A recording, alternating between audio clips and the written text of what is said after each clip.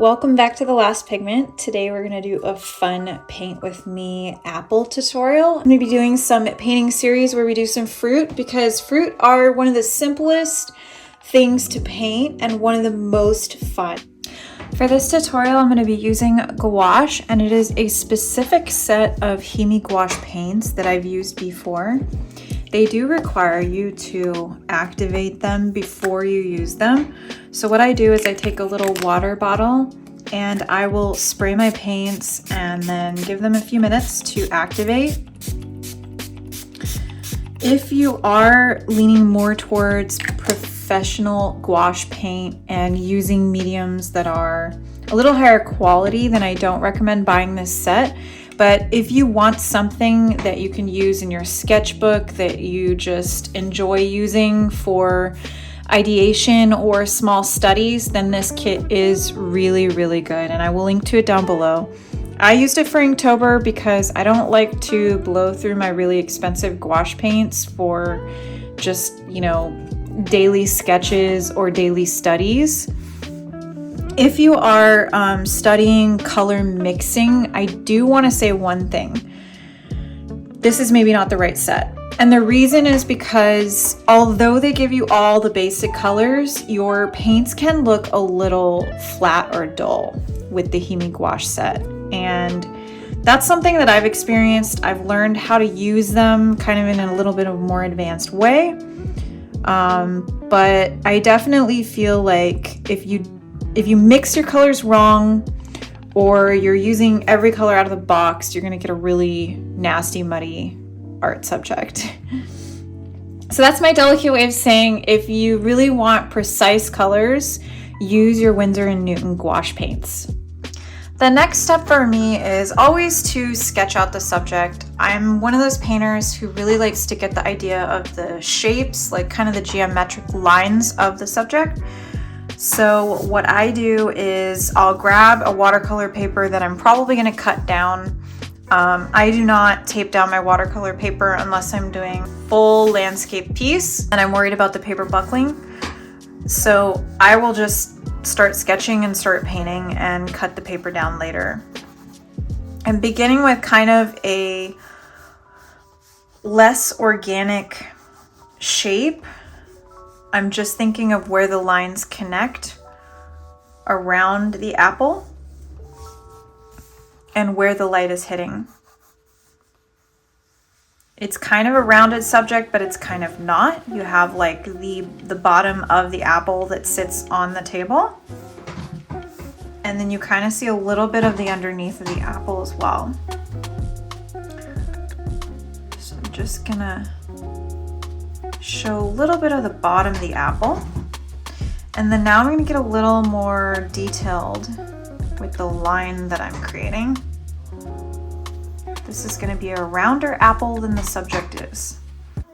I think it's important to notice that it's not going to look exactly like the subject.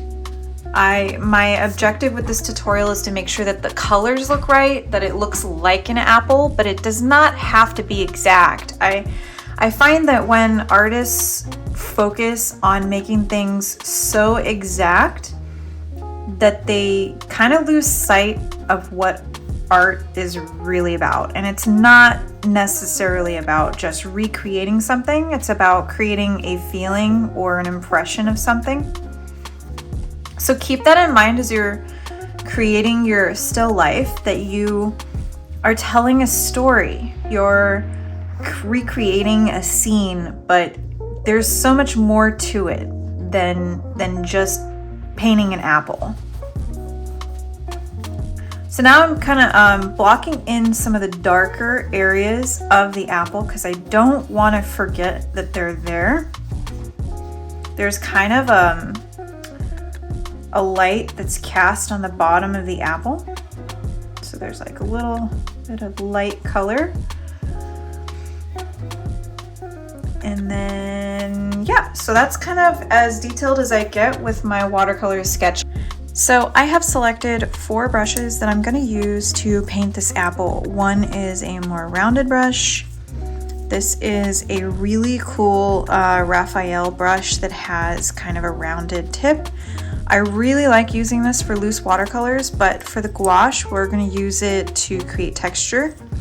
I have a squared off brush for creating certain details like light hitting the object, and then this is going to be more of a detail brush.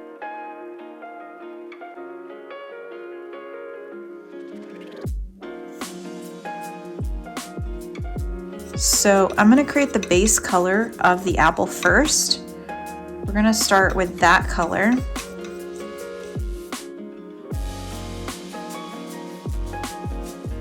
And I'm not going to erase these lines until the end, but I do want to say that some artists will erase the lines prior to painting. And the reason is because these lines will show through your artwork. Unless it is for an editorial spot illustration, then I'll erase them. But for most of my art, I do like to see kind of the underlying sketch, and I enjoy seeing that part of the art process. So I'm going to block in the color because we really don't want the white to show through, because there really isn't any white on the apple except for the shine.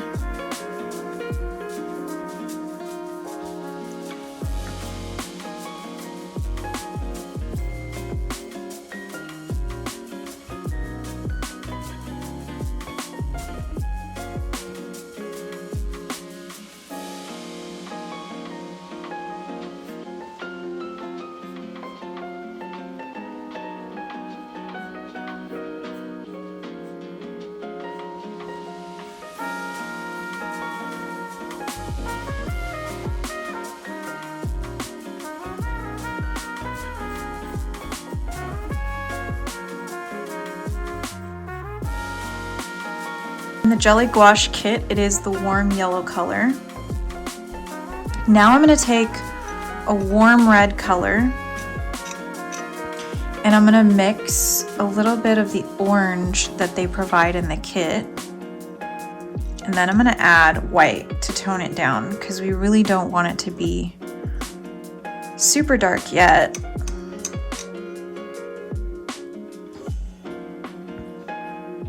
Almost looks like a maroon color. So I'm going to use this kind of maroon red for this darker area. And I'm going in and I'm just adding this color on top.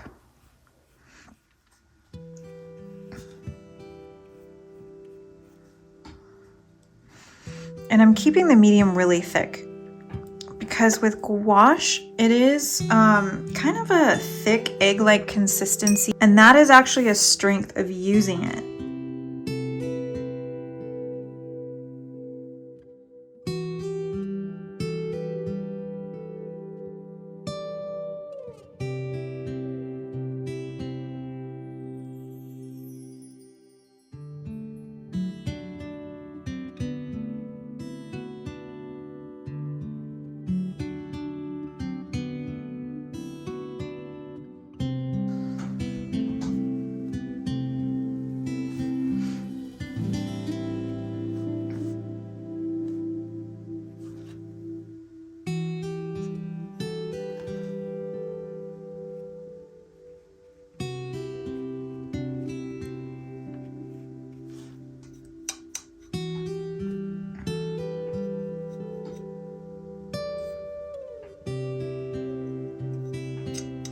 Okay, so then now I'm adding in more of that orangey red,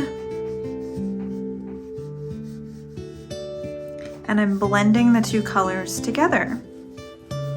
And you can tell now that you can't see where it begins or it ends. And that's kind of the point of gouache, is if you are blending, you want them to continue kind of like a gradient. You want them to mix smoothly. So I'm adding the bright red, reddish orange to the areas of the apple that are more warm.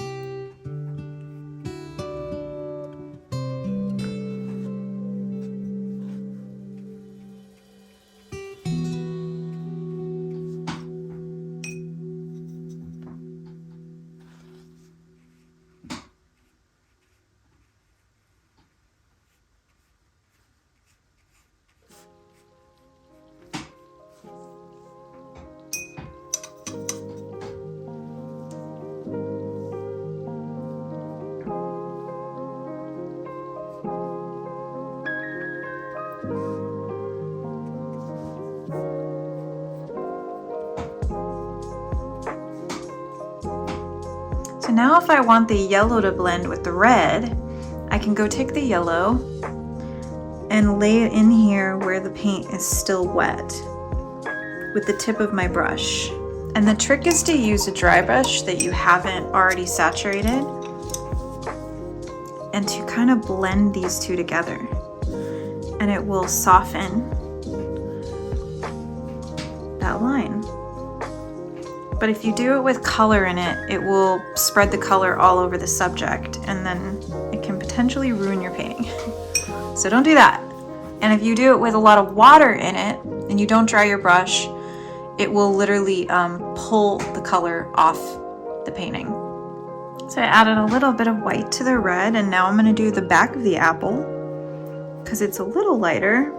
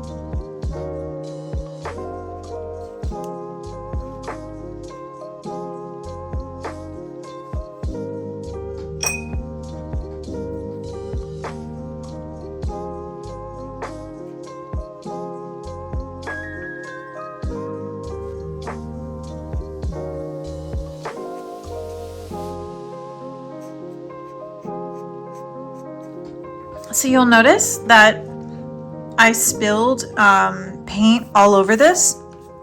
I wanted to point out, because this is gouache, it is okay, because you can go over and paint this entire background. So I'm going to show you at the end how I fix this. I actually have a creative little hack by just painting over the background with a complementary color or something really exciting and fun. And that's how I also get rid of these pencil lines. So I'll use an eraser in here, and then I'll go in and paint the background. So for this underside, I'm going to be adding a little bit of blue to my red. This will turn your red purple. But if you're actually looking at the apple itself, it does kind of look purple on the area that is shadowy. So I'm just going to keep adding the colors here until it really looks like what I'm looking at on the apple itself. For me, this color looks pretty dark. I think this is probably a close match, maybe a little more blue in here. So it does look kind of purple. I don't want to put this all over the apple, but I want to make sure that it goes in the areas that are the darkest on the apple.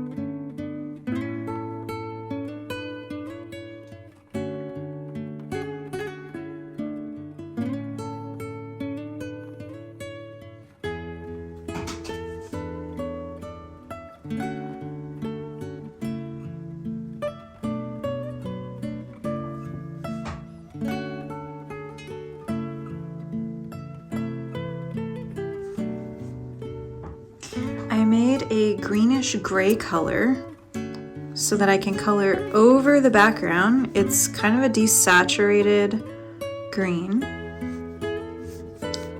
And we're gonna try this out and see how it looks.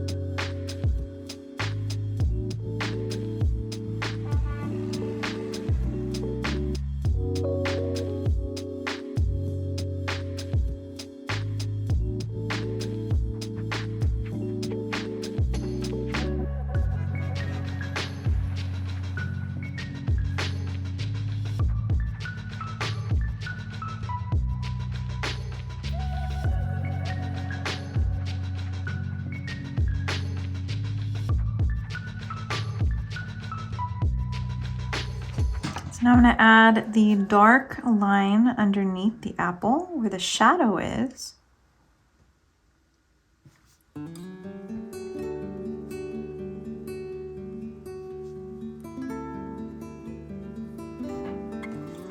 then I'm going to blend it.